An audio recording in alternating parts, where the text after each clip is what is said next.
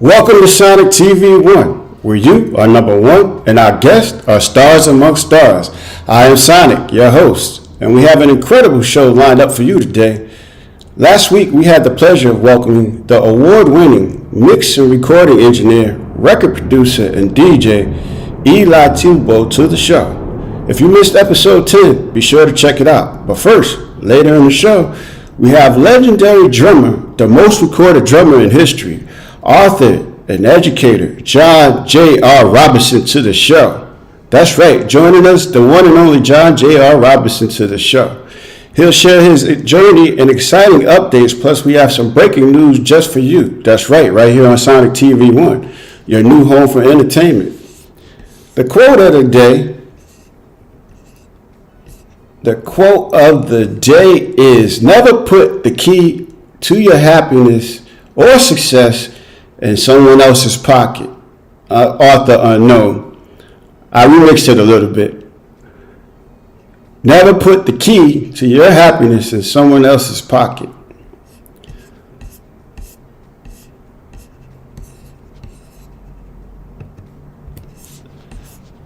As a music producer, songwriter, musician, and composer, I have had the incredible opportunity to collaborate with legends like Lauryn Hill, Tony Terry, Sugar Blue, and labels Virgin, Capitol, and Sony Records. Today, I invite you to join me on a journey through the heart of entertainment and technology. Let's dive into the stories and sounds that shape our world. Thank you for being here. Let's make some magic together.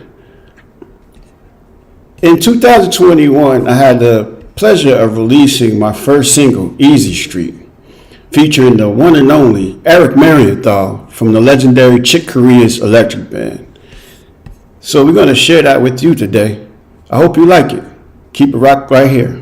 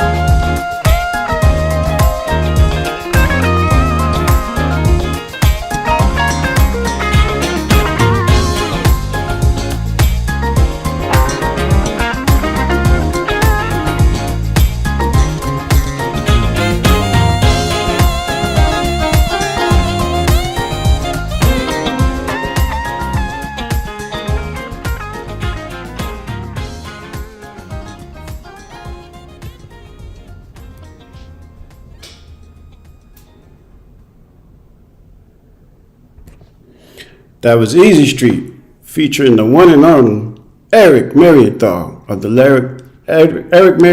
the legendary Chick Corea's Electric Band. On bass, we have Walter Jones. Guitar, we have Johnny J2 Johnson.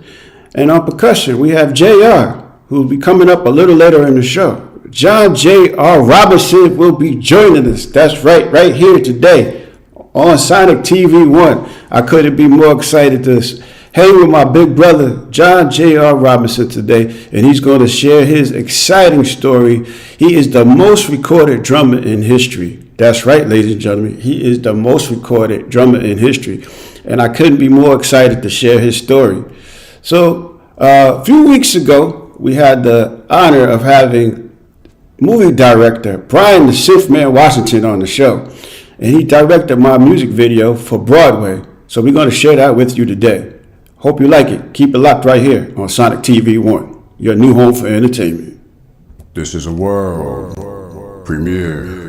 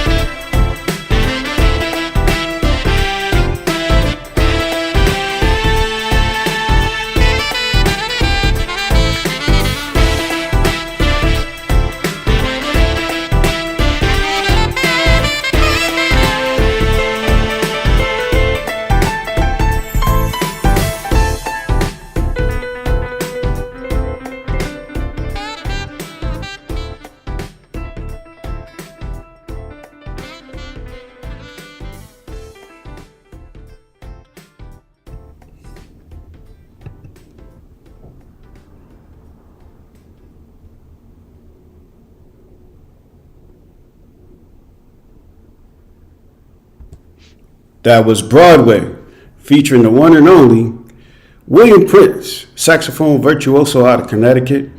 He blessed this track. Sounds so groovy, got me over here in my element over here, got me dancing. Always got great vibes. I enjoyed working with that brother. He's an amazing talent. You can check him out on his website at williamprincemusic.net. You can also check out my website at sonicsmusic.net. And you can get all my music on all digital platforms: Spotify, Apple Music, iTunes, Amazon. Go check it out. And I'd love to hear from you too as well. So subscribe and like the channel right down below. Also, you'll get the notifications of upcoming events, what we got going on. And also, you can reach out to us. We have our email listed below. We'd love to hear from you. If you want to be on the show, you want to share your feedback, we would love to hear from you. So reach out to us. Coming up next, we have the intro video for John J.R. Robinson, and he'll be joining us right after this intro video. The one and only John J.R. Robinson is joining us, and so I couldn't be more excited to have my big brother on the show today. So keep it locked right here. We have so much in store for you today. You don't want to miss out, so stay tuned. John J.R. Robinson, a drumming legend. Iowan native and Grammy-winning drummer John J.R. Robinson celebrates over 50 years of transformative music. His unparalleled versatility and infectious groove have made him a cornerstone of the pop, R&B, and jazz landscapes for half a century. Who can forget the iconic drum fill that kicks off Michael Jackson's Rock With You from Off the Wall, or the finesse that propelled Steve Winwood's chart-topping Higher Love. With an astonishing 30 number one hits and over 10,000 recording sessions, JR holds the title of the most recorded drummer in history. His signature groove has graced more than 60 Grammy-winning records and over 200 Billboard Hot 100 songs, contributing to the sale of over 500 million units. This remarkable legacy has cemented him in a place in Rolling Stone's the top 100 drummers of all time. JR's illustrious career is marked by collaborations with music legends across genres. He has worked alongside visionaries like Quincy Jones, Michael Jackson, Rufus and Shaka Khan, Lady Gaga, and Daft Punk, among many others. These artists sought his unique touch to elevate their music, and his rhythm has become synonymous with excellence. JR has received a Grammy Award for his work with Rufus and Shaka Khan. John J.R. Robinson's remarkable journey through 5 decades of music continues to inspire, solidifying his status as a true drumming icon. Join me, Sonix TV1, and welcoming the legendary Sonix. John J.R. Here we go. Ladies and gentlemen, Sonix TV1, join me in welcoming the one and only, the legend, the myth himself, John J.R. Robinson, to the show. J.R. Hey, Sonix, what is up, my brother, my little brother? Yes, this is my big brother. I always call him Big Brother. And for those that don't know, this is Big Brother right here to me, man. And this is one of those moments, man, that you live for, to just see your brother and spend time with, because we're just like ships passing the night, just working. So today is just a joy that I get to talk and hang with my brother today. So how you feeling, JR? I am great. I'm actually kind of exhaling after this last 2 months of Captain Insano behind the drum set, and we just finished the Hollywood Bowl on Sunday. It was a 3-hour concert for David Foster's 75th birthday anniversary. Wow, I already know you probably took a whole month just preparing for a 3-hour show. Exhausting, I'm sure. It is. I mean, I literally about an hour ago I just played some drums, and my son Jackson, and I go, Jack, man, I'm stopping. I just don't feel like playing right now. I can only imagine. And as much as you love it, you still need that moment to to exhale and be a human being. So I totally get it.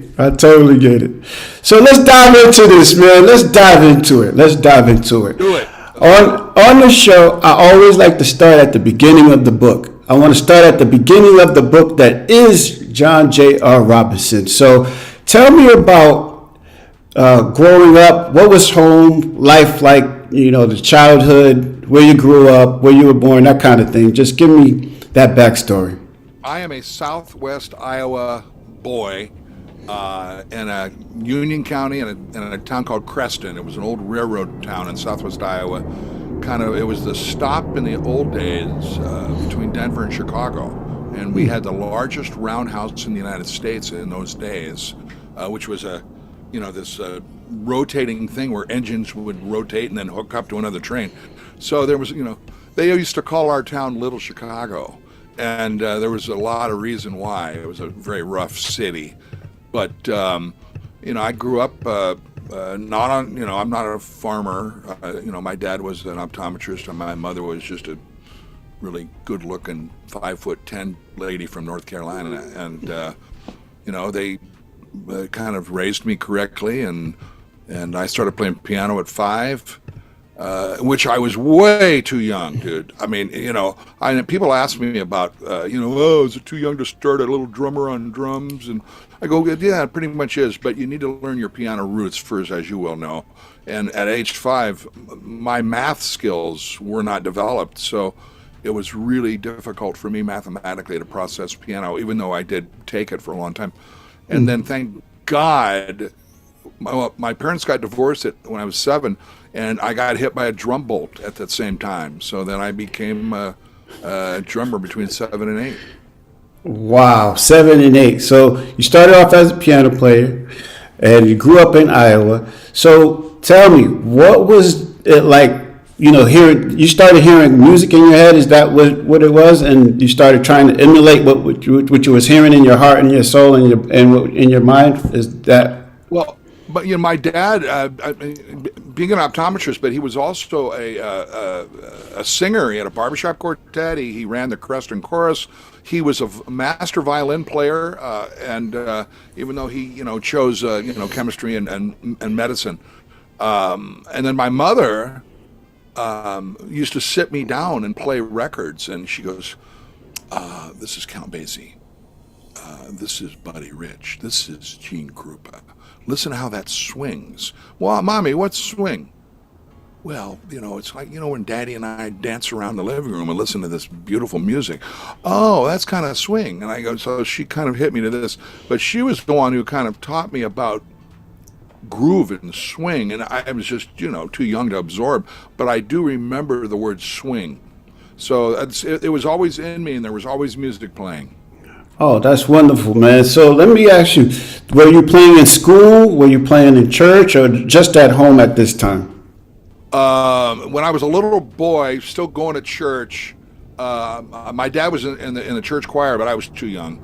I joined the church choir later, and I always make this joke because in high school I became an all-state basso profundo, a bass. My whole quartet, my sophomore year, made all-state, singing Brahms. But I was a bass then, and before that, I was singing tenor in the church, and I was always upset because my dad was singing bass, and I wanted to sit next to my dad, and I go, but I couldn't go down to a low C like I can now. So that was interesting. But backing up, I started just self-taught as an 8-year-old, and then there was a gentleman named Lionel Foley who was also in our church and in the educational system, and he is from Chicago, had a master's degree in percussion, and he started me. I had already been playing drums for a couple of years, and then I started playing rudiments with him on one of those old angled rubber pads in 4th grade. And he was incredibly militant, and it was like, okay, this is different. But no drum set. I didn't have any drum set training, even though I was playing drums for 2 years already. And then my formal, legit education kind of started in between. And listen, I'd already been winning all the Battle of the Bands with different bands I had when I was 11 and 12 and 13, and then I joined in the junior high band. I joined the jazz band, and I wasn't the first drummer. I was the young drummer, and I wasn't reading well. Well, who at 13 does? Right. And but then they moved me into that chair, and then it became my show. And then by the time I was My junior high was 3 years, and my high school was 3 years. It's not like today, and today high school is 4 years. But my last year of junior high, my jazz band won the Mid America Jazz Festival in Omaha, and that was my first album I ever recorded. So it just kind of went from there, and I started going to music camps. I went to Northwest Missouri State. I went to Illinois State twice. In between that, I went to Iowa State University for basketball and made the All-Star team. Okay. I was always a ball player. Okay. Drumming came natural to me. Okay. So, when did you decide this is a career and this is what I'm going to do with my life? At what age did you make that decision? This freaks people out. Come on, this is my fiance, but I'm gonna. Hi, fiance. We're on a live world broadcast. Hi. Say hey to Sonix. How you doing? She's gonna say, "All right, I'm gonna call you back, babe. All right, I'll call you back." Wow. When I was like between 8 and 9, I'd say to my mother, "God, I just can't be playing all the time by myself. I need to find somebody." So the parents kind of looked around the town and they found this. I just turned 10, and they found this 9-year-old guitar player named Kevin Clemens. And so we went over and had a meeting with his parents, and he and we went in his private room, and he goes, "Well, what kind of music do you like?" Well, do you like the Beatles? A little bit. You like the Ventures? Yeah, we like the Ventures because it was instrumental. So we put a band together, but just he and I, and I think their initial name was Robin Hood and the Night Riders. and what a name. And then our first gig, we opened up for a high school rock band on some flatbed truck out in the country, and we got paid $5. And that was I looked at Kevin and I go, today is the day I turned professional. And what age was that again? 10. 10, yes. This sounds very similar to my story. When you fall in love with something that's in your heart and soul, you cannot be denied of that. And then, my dad, was an optometrist and, in medical. He goes, "Well, why don't you, make sure you can, go to college and fall back, and then you can take over my practice." And I said, "Not gonna happen." It ain't gonna happen. As great I was in science and chemistry and math, I would have probably failed at a big university doing that. That's hence why I went to Berkeley. So. Well, that's where you got to go where the heart is. When you're driven by the heart, the passion, the true passion comes out, and it never feels like a day of work in your life. You're just doing what you love. You're just being a kid at a candy store, and that. Well, unless you're working for David Foster and you're playing 6,000 different varieties of songs, it could be a little bit of a work. But no. And for all the kids out there and the younger people, always remember to fall in love with what you want to do for your whole life. When you do what you love, you never work a day in your life, and this man is a testament to that. He's one of the hardest working men in show business that I know of. He is on the road. He's in the studio. He's recording albums. He's recording movies, like writing, producing his own band, writing books. Like this man, we're going to dive into all of this because this man is like, I always feel like I don't sleep. But when I look at your story, I'm like, you got me beat by one ball. I got you beat by 20 years, too. So there you go. So you are the most recorded drummer in history. What was it like when you first stepped in the studio? Oof. Well, the first studio I stepped in was at Berkeley in '73. And it wasn't a studio. It was a room with a Scully 8-track, multi-track, but only 8 tracks, and it was made by Scully. And it was just this big monstrosity thing. And, I had heard a rumor that there was a famous drummer a year before me, which will go unnamed, that failed with playing with the click track. And so they brought me in, and I didn't know what a click track was. They go, don't worry about it. You're just going to hear this 4 continual knocking sound, and just play that Thad Jones, Mel Lewis chart all the way down from top to bottom. So then when I went in there and did that, it was a little quiet, and all of a sudden they go, did you want to do another song? I go, yeah. So bam, I became the studio drummer at Berkeley. And that was, they didn't have multi-track in those days. Now it's just incredibly advanced. So that was like late 73, early 74. And then I did some studio work in Boston, all around Boston. I lived there for a little over 5 years. But I didn't really experience that taste until I joined Rufus in 1978. Tell us how did that transpire? How did you just got a call one day, or what was that? How did that transpire? Well, first of all, I'd been busting my ass in Boston trying to get the hell out of Boston. So, I'd already finished college. I didn't graduate because there was this adage that the musician that's in school for the duration of the 4 years is a loser. He's not going out on the road. So I looked at all my class, and I was the last drummer standing. Everybody else had bailed. So I go, shit, I'm learning a whole bunch of theory, but I need to apply. And I just finished studying with Alan Dawson, so it was time to go. And so I was I was about to move to New York, between 76, 77. And I noticed that, New York is kind of drying up, man. And the opportunity never really was presented. So I had a band called Shelter in early 78, late 77, 78. It was a great band. I had this great girl named Janice singing, and we were funky, and we started touring around New England a lot, and then they sent us to Ohio. And so we were touring Ohio for a month. And that is then where we're at a club called the Rare Cherry. Just imagine what it was like. And it had like a 3,000 seat disco, and then we had our own rock area with the live band playing. And one night, on the light board it said, "Welcome Rufus and Chaka Khan."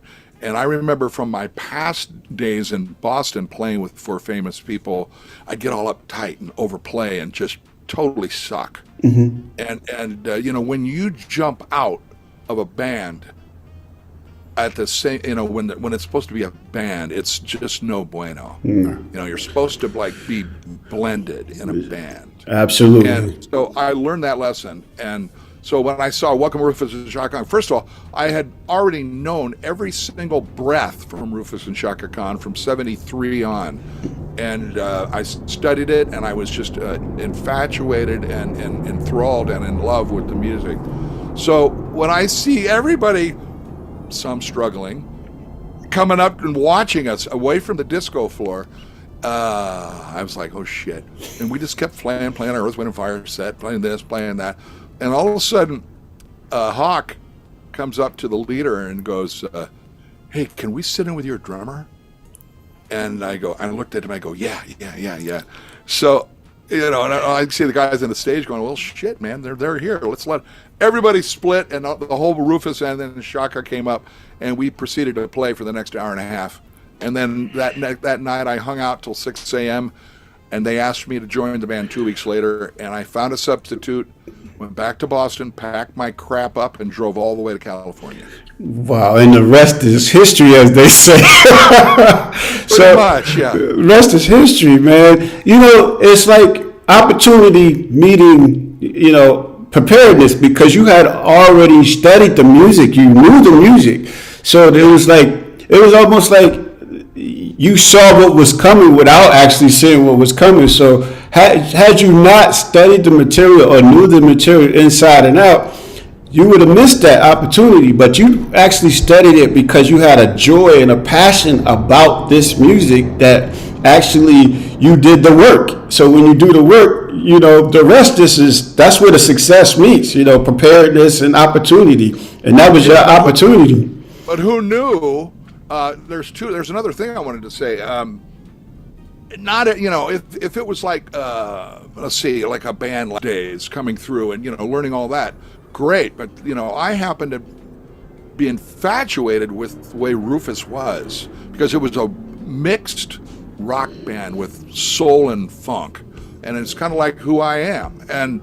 But interesting enough, right before that happened, Ellis Hall and I became very good friends, and Michael Thompson and I were in college together. So I get a call from Ellis saying, we want to get rid of our drummer, and we heard you sing, and why don't you come up and audition? And I remember driving from where I was, like in Everett, Massachusetts, over to Framingham, and I was driving a '69 Ford Fairlane. It was a piece of crap, and it broke down, and we didn't have cell phones. So I get out and I got to walk like, a quarter of a mile to a cell phone or a payphone, and I call the club where they're at, and I go, I'm not going to be able to make it, man. I'm not going to be able to make this audition. They go, man, we're so sorry. And sure enough, then I just joined Rufus right after that. If I had got the Ellis gig, I would have never joined Rufus. And your path, it was like your path was set for you. You just had to walk it. A lot of times that's the case. You just have to trust and believe it. And you were trusting at that point. When you at 10 years old, when you made that decision, you said, you know what, this is it. This is what I'm going to do with my life at 10 years old. And then look, all the steps just aligned for you. And then now you're in California. You drove all the way from Massachusetts all the way to California. Yeah. Tell me. With a stop in Iowa, yeah. With a stop in Iowa? You got to stop and see the family, right? I did, and I exhaled for a sec, yeah. Excellent. So when you arrived in California, what was that like? What was that like when you got to California? When I got to Boston, I was shell-shocked because I go, why are people such weirdos and they don't want to say hello? How you doing today? All right, so when I got to California, it was like the opposite of that, and it was so spread out, I was freaked out. And but I adjusted. The weather was like, oh my God, there's never a cloud in the sky. I mean, and then we went right into the studio. Actually, Rufus, we had a warehouse on Valjean Avenue in Van Nuys, and it backed up to railroad tracks, and I had my old Gretsch drums, and we had a guy named Bear, famous roadie, has just passed on, but I go, shit, I didn't ever had anybody take care of me, and they moved into this whole warehouse, and we used to go in there and jam and play Hendrix tunes, and then, one day we'd take all the old Remo drum heads and try to throw them in flatbed train trucks, whoever get it, bought a ball of Jack or something. But it was fun. And then we went in and cut a record without Shaka called Numbers on ABC Dunhill, which was basically my audition card for Quincy Jones. I didn't know it yet, but I was overplaying like a mofo. I was playing like Billy Cobham. I was distorting the microphones. And then the great Roy Halley was our producer from Simon and Garfunkel, Bridge Over Troubled Water. And he sat me down and explained to me what a microphone is and what it does. And then how sound pressure works with this kind of capsule and that and this. And I got a huge education from just that moment, and then it was later applied to the great Bruce Swedien. But once I adjusted, now dig this, a lot of people don't know, and I think in the book we talk about it a little bit, but during that first year in Los Angeles, and I moved near Bobby and I were very, very close, and in a little apartment for $190 a month. Unheard of. But when we're in it, I recorded all my drum parts, and I go, okay, what do I do? Well, there's nothing to do. I'll put percussion. Okay, but you're done. Okay. So I went, and I was always a ball player, so I went to Balboa Park every day and played ball by myself and did my thing, my fundamentals and slamming and blah, blah. And then I meet this little kid named Tommy, and we started hanging, and all of a sudden we started playing ball together, and we got this brilliant idea, why don't we become hustlers? So Tommy and I, there'd be a couple of other dudes show up, and I go, we got these assholes, man, we're going to do this. So he and I would hustle basketball Monday through Friday and make $20 a day. And so that's the rent right there. Okay, and then that leads into another story with Jackie Jackson later, as I've been recording Off the Wall, and Jackie goes, yeah, you play ball, right? I go, yeah. I go, why don't you come down on Saturday with my boys? And I go, oh, okay. So I go down there, and these guys are rough. And I get hit in the head and knocked down, and I go, dude, I am out. Out I'm of out of here. Just out of your league at that point. I am never going to play with you again. So that was that. Anyway, enough of that. Hey, out of your league at that point. So you started recording. You made the recording with Rufus and Shaka Khan, and then how did it transpire where you started recording for other artists? What was the like? How did that all take off? Well, it went directly from there to. I worked for a guy right after that, before Quincy, named Joe Chimay. He's a famous bass player that used to live here in Southern Cal. I think he's from Baltimore. And he was one of the background singers with Pink Floyd, but he was a great bass player. And he called me in '78 to do his solo record. He had heard I had moved to town. Took a chance on me, and we went out and I cut his whole record. So from there, that was my first record outside. I started hanging out with Stephen Stills and some dudes, and Timmy Bogert from Vanilla Fudge was a great bass player. And then I went, we went back into the studio with Shaka, and that's when our management, Fitzgerald Hartley, got Quincy Jones to produce us. And so we were the first band Quincy ever produced. And that was in '79, and that was Master Jam. From there, my drums just stayed, because we did 8 records in a row with Quincy. I became the full-time drummer, and then that led into, I got a call from, JR, yeah, this is Diana. Diana Ross. I go, oh, hi. and I was married at the time to a woman from Detroit. So there was some definitely some sizzling going on, and she goes, "You want to come in and play? We're going to do this song, and James Anthony Carmichael is going to produce it." And I go, "Okay." So I go in, and that's when I meet Abe L'Oreal Sr. on bass, and we go in and we cut "Missing You," which was Marvin Gaye. Right. And, that was a #1 record. So 2 days later, there's a knock on the door, and there was a 3-foot bouquet of flowers. I love you, JR. Thank you so much. Love, Diana. And of course, the ex-wife was not pleased about that. So, but you the man. Play drum, man. Hey, you did your part. You brought home the bacon. You did your job. Yeah, I think you know how Detroit girls are. So we'll just leave it at that. But it was good, and that led into. Oh, and then I kind of went rock and roll and went with Glenn Frey and did a bunch of stuff, even though we had already cut off the wall. So it was kind of a stepping stone of great music, and the great late Jeff Beccaro, he and I met early, and he was the kindest gentleman, and drummers can be, musicians can be jealous of each other or protective of their ground. Yes. And he just opened up his arms and come on in. Right. Come on in. The more the merrier. And so we ended up starting to split records, and it was wonderful. So and then it just, and I always tell drummers and all musicians actually, look at your career and look at a 360-degree circle, and imagine you go and down that first degree and play with someone. Great. And then you play and you keep playing with all these different people. The goal is to go around that circle and go around again. Yes. And it keeps going. If you start burning a bridge, good night. It's all over. You're starting back at ground zero. You're starting back at zero. Zero, and sometimes you may be going backwards. Absolutely. Yeah.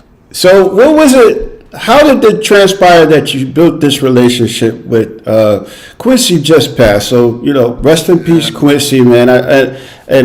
My heart goes out to the family, and it goes out to you. And I almost said, you know what? Let's reschedule. And you were so gracious to say, no, let's do it. Man. Let's keep it, man. So I really appreciate you just pushing through this. But how did you make that relationship with Quincy?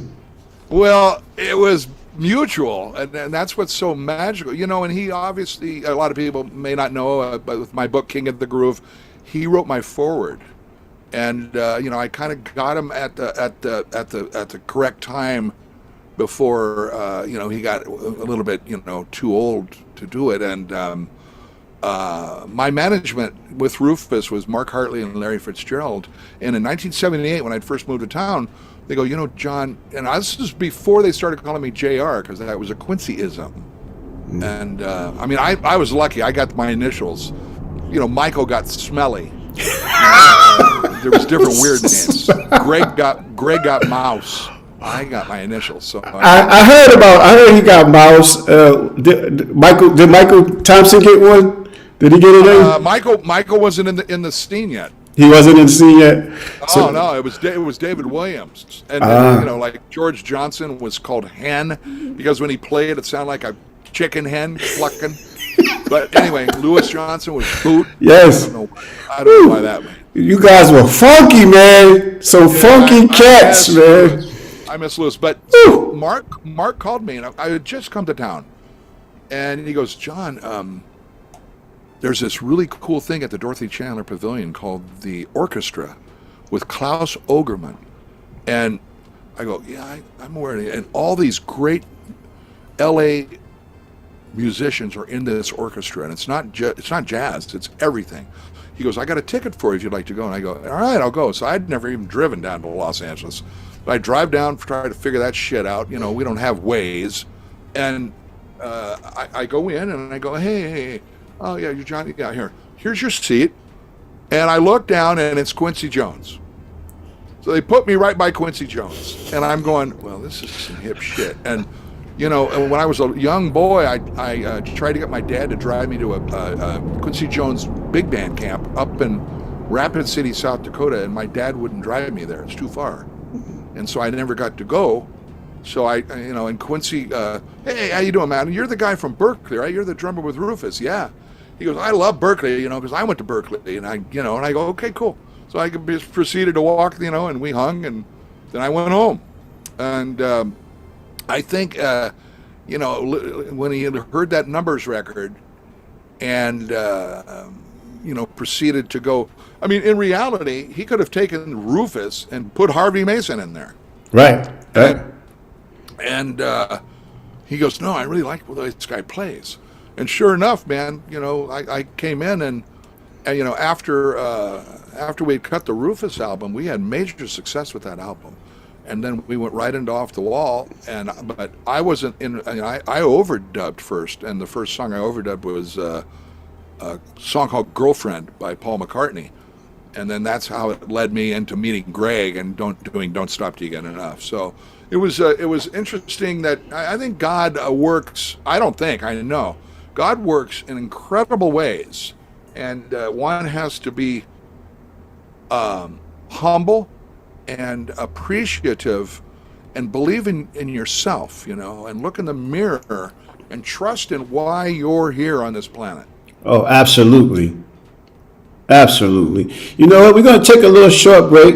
We're going to show us a little video of you and I in the sandbox. We were able to be kids in the sandbox. Remember a couple of years ago, what was the rehearsal studio out in Burbank? Were we at Center Staging? Yeah, Center Staging. Yes. We got to be kids in the sandbox with Michael Thompson, Bobby Watson. Yeah, and with Maya. And with Maya and Dave Delhomme. Oh, that's Dave Delhomme. And Dave and I are still kind of linked up, so it's good. Shout out to all those guys. Bobby Watson, Michael Thompson, Dave Delhomme, Amy Keys. That's right. Oh, and we had... Ramsey, what's her last name? No, we had Nita Whitaker's daughter. Yes. Who's now a famous, like a Broadway lady in London. And was it Kenna Ramsey also, right? Oh, yeah, and we had Kenna Ramsey, my dear. We had some greats on that. And so here's that video of us being kids in the sandbox. We'll be right after this. We'll be back right after this message here. All right.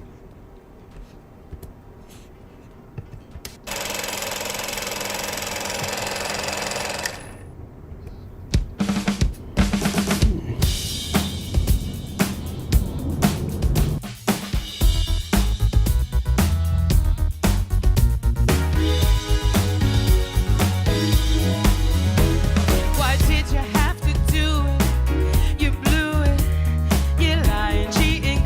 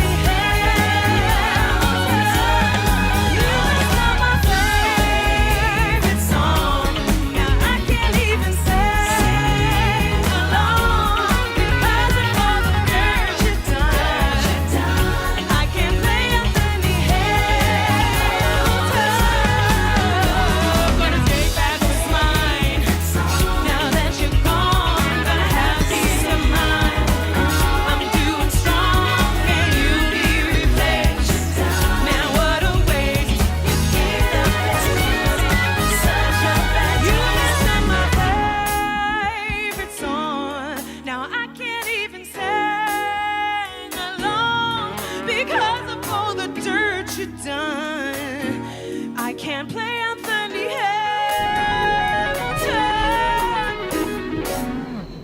Just one small question. We're back. Yay! We're back with the one and only John J.R. Robinson. We got to be kids in the sandbox together. Oh my goodness. It was so much heat in that room. Bobby Watson on bass. Dave DeHome on keys. Michael Thompson. J.R. on drums. Woo! You couldn't really see me. I'm tucked in the corner, you know. Well, and then, you know, we had all those beautiful gals, you know. It's wonderful. Lovely, absolutely beautiful, and they sounded amazing as well. And I was tucked behind the vocalist, so you didn't really see me, but I contributed a little something. I see my previous wife is listening. Hello, Yvonne. How are you? Hello, Yvonne. How are you? Okay, I'm looking to see. Okay. Oh, can you share some late great Louis Johnson. Okay. Oh my God. What do you got? I mean, are we censored on this? Nope. Go for it. Go for it. There was always a couple of them. I mean, Louis and I were like two kids in a candy store. Once we were recording with Quincy doing something, I don't know what it was, and it was just he and I don't know if David Williams was playing or Greg. I think it was just Louis and I overdubbing together, and we had the click, and I either programmed it or whatever it was, and it's just, you know, it's funky, and it's going like that, and we're looking at each other and playing the song down, and then when it ends, he looks at me and he starts screaming, and I go, you too? And he goes, yeah. Did you hear the click? And I go, no, I didn't hear the click. Did you hear the click? No. He goes, and that's because we had buried it. It was so perfect that, and we were like freaking out, and Bruce and Quincy go, come on in, man. You guys, you just nailed it. I go, shit, we were worried that we were way off the time because we didn't hear the click. He goes, oh no, you guys were dead ass on. So, and I'll tell a real quick George Benson story, which is a little kind of weird. But we were at Camden D recording during the Give Me the Night sessions, and we're sitting out in a little kitchen area having some chips and a pop or something. And you're just talking shit. And all of a sudden, bam, the door opens up from Quincy and Bruce, and George Benson storms out. And he goes, God damn, Ken Duncan. He goes, man, I told him that the poulet foussé is 57 degrees, not 58. I'm not paying my damn bill. And Louis and I just look at each other like going, oh, shit. You know, but we were, myself, him, and Ed Eckstein, the great Ed Eckstein, Quincy's right arm, were called the Outsters. A lot of people don't know that. So when we toured in '82, let's just leave it at that. And we had Ernie Watts in that group too. So that's the story. Tell me a little bit about your process. Do you have two different processes, one for recording and one for live? Is it a different mindset, or is it the same, your mindset the same for both? It's exactly the same. I mean, of course there are variables. Like we were just at the Hollywood Bowl. It was 18 to 20,000 people. And I was literally unveiling new Slingerlands and new Istanbul cymbals and just this whole concept. But it's the approach of when you get behind your instrument, why should you be different? And then when you're in the studio and you get behind your instrument, why should you be different? You know, you can vary things, but no, I maintain the exact same ground rules, and you know, that's no matter where I'm. I mean, you put me on a little Toys R Us child set, I'm going to play the same. And I think that's a great reason why everyone gravitates to you so much, because your process is the same. You are that meter, you are that backbone, you are that feel. And so, you know, your process and your thinking is just so tasteful. You know, just tasteful. You just play these patterns, these rhythms, and it's like, even when we played together, it's like stuff was coming out of nowhere. It's like, where'd that come from? Ooh, that was tasty. Ooh, that was nice. You know, and so, but it's so wonderful to play with someone, you know, and you play the record, you play the song, you know what I mean? And then that's the key, is the song. It's the song. it never lose sight of the composition itself, and it's just amazing, you know. So and then so tell me, how do you feel about technology when it comes to where we are now? How has it changed? Has it added to your process, changed your process, changed your thinking? Did you embrace it? Tell me. Well, I'm in my control room now as we speak, and it is tuned from this particular chair. If I were to pan this camera around, you'd see nothing but technology in here. And, you know, I even have a DWE wireless electronic set that's kind of clouded my space in here. And I'm a keyboard player, so I have a full keyboard rig and a giant console, digital. But in the beginning days, with Yvonne, I remember the TIAC made a Porta studio. Do you remember it? I mean, you were a child probably when that thing came out. Yeah. And you put a cassette in there. Yeah. And you can get, what was it, 8 tracks bounced. But it's so clogged up on all that, you know, I'm going to record 1 track of drums, and I got to, you know, and I'm going to do that, and I got to bounce all that crap to the 4th, and by the time you get any sort of an idea down, it's like so distorted.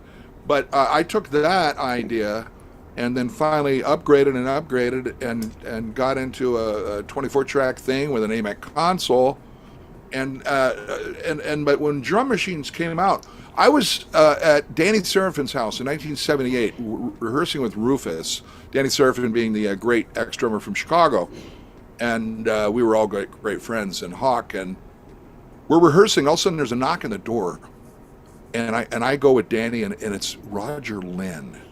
And that's the originator of the LM1 drum machine. And he goes, guys, I'm going to come in and show you guys something. I know you both are here, JR and Danny. So he brings up this little like Casio cassette with a little small cable plugged into a compact 64. And he starts, okay, now you guys hit the letter C. Boom! Holy shit.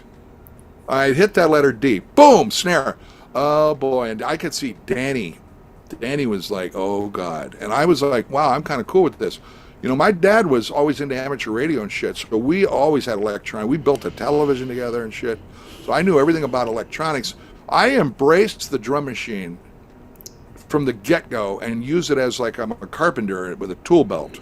So I always made sure that I was, I mean, you know, when we got into the Bad record, I programmed 5 or 6 of those songs at home, and then brought real drums in. And like the beginning of The Way You Make Me Feel was me programming on an SP12. So as far as technology goes, you know, like learning a digital, I'm sure you have a digital console, right? Mm-hmm. You know, who knew? So you got to learn about, you know, in and out and digital, and everybody's talking to each other, or you're never going to get a signal. Right. You know, kids today, you know, are using these and thinking that they can make music, which some can, but it's, you know, we can't forget about the quality of how we were all taught by the great Bruce Swedins and Al Schmitz, you know, and those guys. Oh yes, rest in peace, Bruce. It was a pleasure to meet him. Like I get to meet each one's a little separate. Meet each one of you guys a little separate. Like you guys are like the superheroes. Like you form Voltron or whatever you want to. Like you guys are like superheroes, man. Like we got a lot of drummers and artists tuned in right now. The chat room is on fire right now. So thank you guys for joining us. You know, so you know it's this information, man. I always love the ability to tell people stories. You know what I mean? So like hearing this directly from you is like I'm a kid of candy store myself. Like I'm like learning all these back end stories. So thank you so much for being with us today. So My pleasure. My next thing is that you know you wrote this book, Yeah. The King of the Groove. What inspired you to write a book, and what made you call it this? Well, and it's a bit of a ballsy title. Back in my brain, even 30 years ago, I said, I'd like to do a book, but I never really got through English lit very well. So I go, this shit isn't going to happen. And then over the last 5 years, probably pre-COVID on, through COVID, and everybody's going through COVID with all these internal thoughts about themselves. Shit, what are we doing? We're sitting here wasting away individually. And so I started getting some ideas, and then I met Allison Mang, and before we became together, and she has 6 books out herself, and we started talking, and she goes, you should do a book. And I go, well, I don't really know anything about it. I know how to make records, and I know how to produce, and all sorts of things, but I go, I don't know anything about it. So she goes, all right, here's what we're gonna do. She goes, you trusted me, right? Yeah. So all right, so go to Kinko's or go to somewhere and buy a bunch of Post-its and a bunch of pens. I go, okay. So we did that, and start writing down little ideas and putting them up on your walls.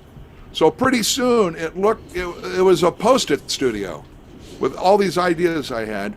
And then Allison came up with an idea. It was her actual idea of there's a list of 100 words that she has, and you have 8-10 minutes, and circle the best 10 or 15 words or 20 words that that you can relate to for yourself. Like, circle these best words. Okay, cool. Time up. Okay, take a little break. All right, now take those 20 words and write an essay about yourself using those 20 words. You go, damn, this sounds like English Lit 701, And, okay, but then all of a sudden, bam, light bulb went off. And I wrote this thing that theoretically could be a bio. And so then we use that as the basis of the beginning of the book. So as we got through this process, I kept trying to rush to the end, and I need a title. Well, we know I'm all about groove, so that always set in there. And there's only one king, and that's Jesus. Amen to that. We're not trying to step on any of that. We also know that there are great groove drummers like Al Jackson, Steve Gadd, Hal Blaine was a great groove drummer, Jeff Picaro, they're just great groove drummers. But I kind of looked in the mirror, which is a big part in this book about self-awareness, and it's just, this book relates to everybody. It's not just me or musicians, it's everybody. And I decided, well, I am about groove. That's really all I love playing bebop, but and big band, and rock and roll. But I decided, let's go with it. Let's go with King of the Groove, and so that's how it went. So kingofthegroove.com exists, and there it is. This is amazing. This is breaking news because this book came out a month ago, correct? About a month ago? Yeah. Yeah, a month ago. I still have to get my hands on it, and I look forward to reading it. So, yeah, so please, if you're out there, please pick up John J.R. Robinson's book. Don't sleep. There's so much information in it. Go get it. But let's circle back a little bit. All right. So I had a question in the chat room, and the question was, which 3 songs are your favorite songs that you played on Off the Wall? Wow. Okay. Obviously, number 1 is Rock With You. It has to be, because I got the opportunity to come up with a fill that Quincy insisted upon that would forever identify with that song for the whole world forever. And it's so simple, yeah, but it's not. And it's signature, man. That's that feel. As soon as you hear it, you know what's coming on. It's so signature, man. Like I said, tasteful, man. Tasteful, bro. In the book, I tell the whole story, so we're just gonna have to bait that. But number 2 would be probably "Don't Stop Till You Get Enough." After my first 2 songs, I played with Mike, which was "Girlfriend," and then "It's the Falling in Love," written by David and Carol Bear Sager. they go, "What are you doing Monday?" I go, "Nothing. You want to come down and do the rest of the records?" So I come down on 11 o'clock next Monday, and there's Greg Fillinganes. And there's a whole shitload of people in this room. And my drums hadn't moved, though. We kept them where they were. And I come back down, and then that's when we cut boom, boom, boom, boom, boom. We cut Don't Stop Till You Get Enough. And at the end of that, I looked at Greg, and I go, "We just cut a #1 record." He goes, "I know." And so the third song, Get on the Floor maybe, probably Working Day and Night. Because Mike and I got to play bottles on that song together, which was, again, in the story in the book, it's quite surreal. So those three. So your relationship with Mike, what was it like when you met Mike your first time? And everybody calls him Michael. I always just called him Mike. He was very shy, a very good-looking young man. He was maybe 19, maybe just about 20, and I was 23-ish, and he was very gracious towards me, very nice, very respectful of everybody. He has now just been thrust out of Motown and thrown into Epic. So he had a completely different world going on with a lot of handlers, and it was very cool. He was shy. I remember, he'd have his management would have little guest stars or guest people coming in, not guests, but lay people coming in just to meet Michael. And he would allow me to be a fly on the wall during the whole record process. He was unbelievable and incredibly gifted, and knew harmony, and was so funky. A little inside story. I got to stay through the whole record, and I watched Bruce Swedien built a floor platform, because when Michael would sing, he would move and tap, and it would leak into the vocal mic, and Quincy didn't want to have any of that shit going on, and so Bruce figured out a way for him not to make noise with his feet, and so that was kind of interesting. Shout out to Bruce Swedien, man. Man. The ears, man. He was my surrogate father. Oh man, I got to hang out with Bruce a couple of times. So yeah, he's just a wealth of knowledge, man. And so we're gonna take a little short break, and we'll be right back. Stay tuned. Keep it locked right here on Sonix TV1. All right.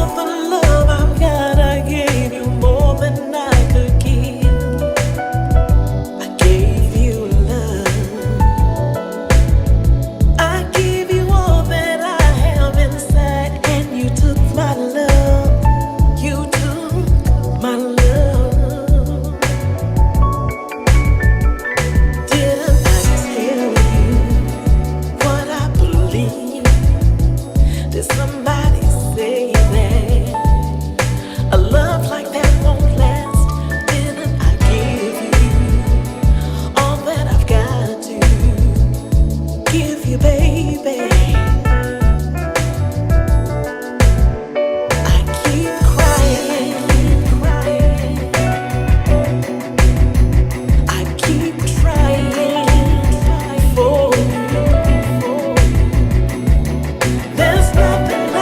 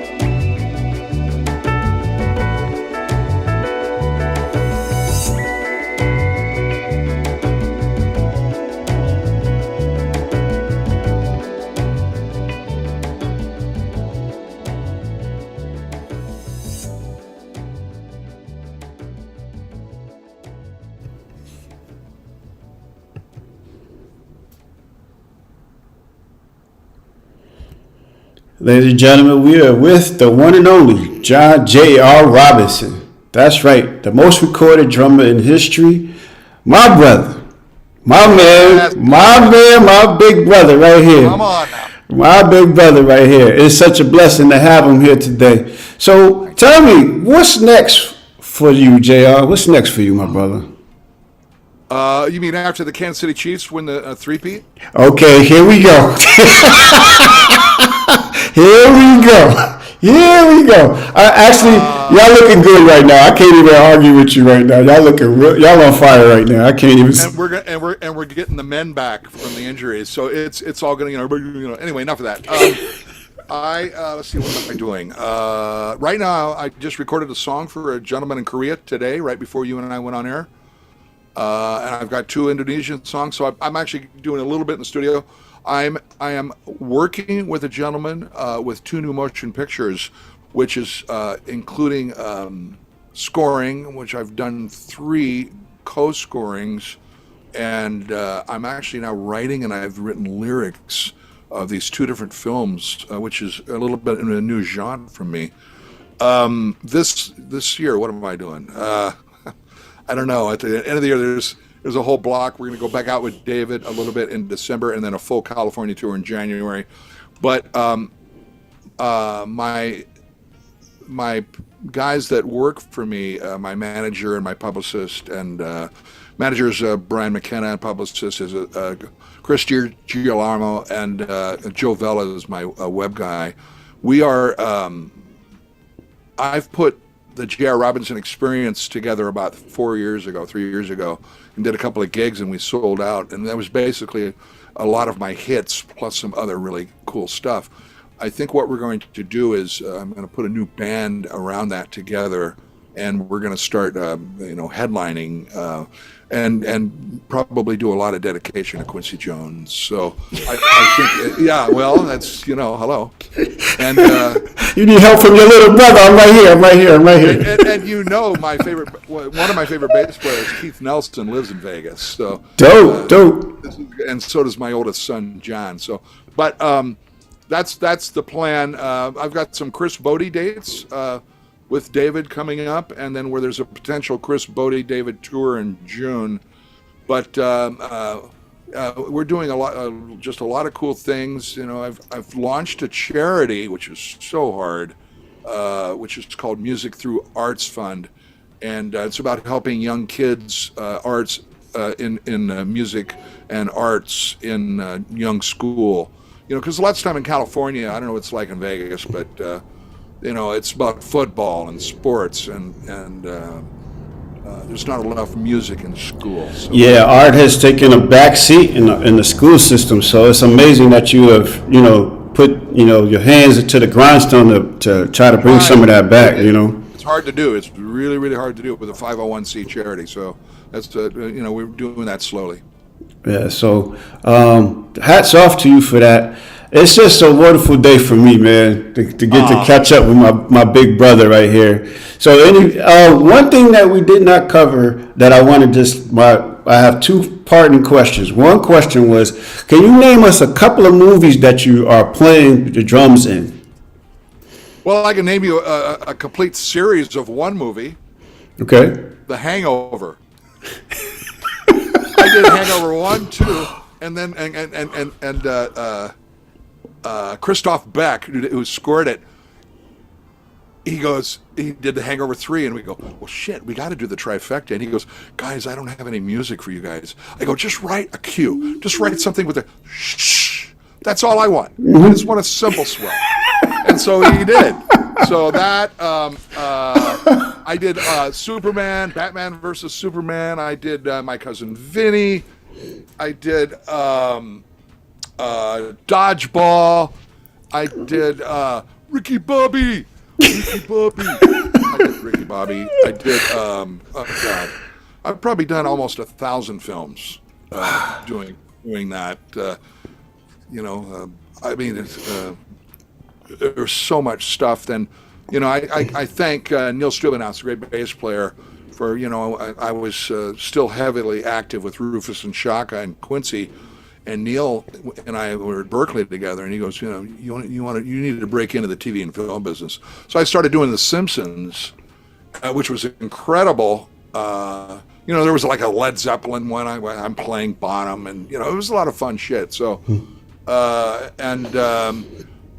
little plug. I just literally finished Barbra Streisand's new record, which we did 5 duets. I mean, I did one with Ed Sheeran, I did one with Sting, Kelly Clarkson, James Taylor, and so it was quite extraordinary to do something like that. So, the film industry is a little different, and that's why I'm trying to get behind the scenes or the camera, in that scene. Mm-hmm.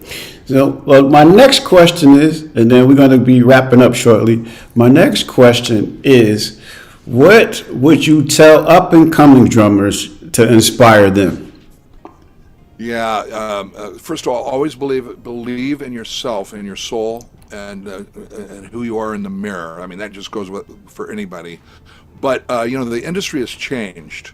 So I would recommend that they learn like I did from the masters, from Philly Joe Jones, from Tony Williams, from Elvin Jones, from John Bonham, from Billy Cobham, and Ed Soph, and Joe Jones, and just listen to these cats play, and how did they do it, and then so in my generation, how did we do it, and don't think you know things, because I still don't know everything, and I'm still learning stuff. So learn about your instrument, always be prompt, don't get high, be early as a drummer, meet your engineer if you're in the studio and work with him. If he says, I remember being a little angry after studying with Ed Soph and saying, well, I'm not taking my front head off the bass drum. The bass drum needs 2 heads. And the 70s, all those drummers like Jim Gordon, they'd remove their front heads of the bass drum. That's where you got just a butt. That's all you got. You didn't get any balls to your bass drum sound. But sometimes then I would, but I actually rebelled against that. So I got my way that way. But, be prompt. Don't burn any bridges. My youngest son, Jack Robinson's great drummer. He's 23 and a half. He's networking his butt off without selling his soul, and learning and about variety and trying to apply. And don't be that's just musically one-sided. I mean, shit. If you got in a polka band, make it the best funky polka you've ever heard. So just learn and I say just listen to the masters. I go on for hours about this shit. So just believe in yourself. Last parting words for our audience. Well, first of all, Sonix, it's great to see my little brother. Always great to see you, my brother. And I know you're touching a lot of hearts and souls, and I've been able to do this through King of the Groove now, even though we're working on a 3rd record and that sort of thing. But I think it's always important, especially when this country has been so divided, to remember that things happen in cycles, and so whatever has happened since last night is going to be a good thing for all of us to stay together. We are in the strongest nation in the world. I sound like I'm running for office. And vote for JR. Yeah, well, don't dig out the friggin' spiders and ghosts. But we are a strong nation. Everybody stay together, and boy, everybody's going to be writing some really hit music coming up here. You mark my words, this next 12 months musically is going to just launch, and I say just reach out to people and enjoy, and I can't wait for Kansas City to three-peat. All right, I'll let you get that one. I'll let you get that one. Thank you so much for joining us today, JR. It's been amazing having you on the show. It's always a pleasure to hang with my big brother and sharing his wonderful and amazing history, his talent, and sharing his insight. We couldn't be more grateful than to have you here today. Hey, Sonix, thank you so much, and I appreciate the platform, and I appreciate you. and your audience. Anytime, my brother. You know, this is just scratching the surface, so you know we got to have you back on the show. Well, and you and I are going to be writing anyway, so it's all good. Absolutely. We got it coming. We're in the kitchen right now. We cooking it up. We got you, my brother. Oh, it's going to be good. Oh, yes, sir. Absolutely. Thanks again for joining us. Thank you. J.R. Robinson. John J.R. Robinson, the most recorded drummer in history. Please go out and get his book, The King of the Groove. You can find it, kingofthegroove.com, johnjrrobinson.com. Please go out and get that book.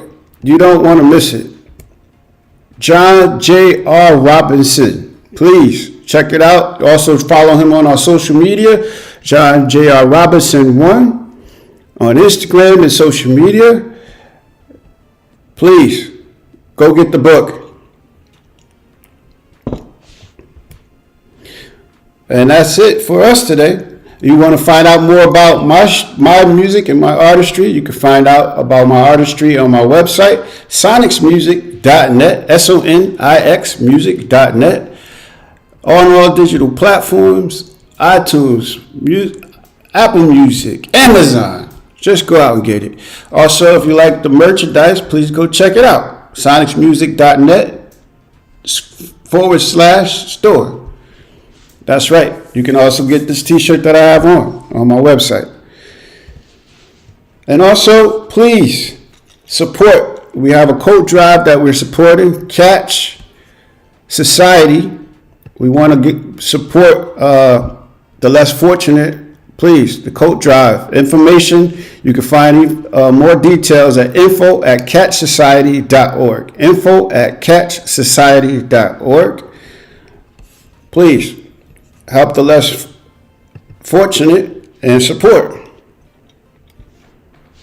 Next week on Sonic TV1, we have Paul Smith and Donald Bellinger, Gospel Quartet Group. If you know anything about Gospel Quartet, you don't want to miss this episode. We got so much in store for you in this episode coming up. This is going to be fire. Please tune in next week for the one and only Donald Bellinger and Paul Smith of the exciting Supreme Gospel Highlights. They will be our guests next Wednesday. That's right here on Sonic TV1. You like what we do? Please subscribe and like the channel right down below. And you'll get the notifications on when we are on. And you can stay tuned to what we have going on. So you don't want to miss out. Right down below. Also, we have the full description of the show. Also, you have the email address. And that is our show. Thank you, everyone, for joining us today on Sonic TV1, where you are number one and our guests are stars amongst stars. I greatly appreciate you spending your time with us today, and I hope you enjoyed the show. Be inspired, be uplifted, be entertained. I'm your host, Sonic, and I'll see you next time right here on Sonic TV1. God bless everyone.